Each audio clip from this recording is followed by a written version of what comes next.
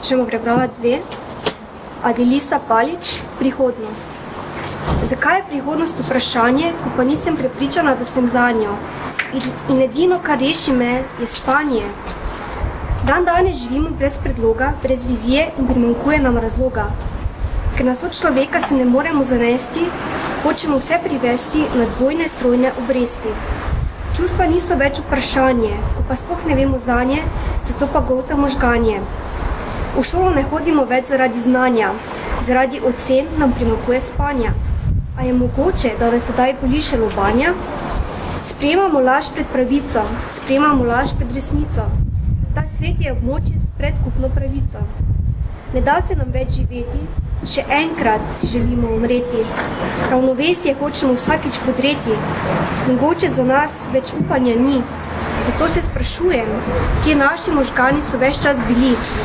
Za zadnjo kičico še imejte radi se, ker karma vedno povrne se. Prihodnost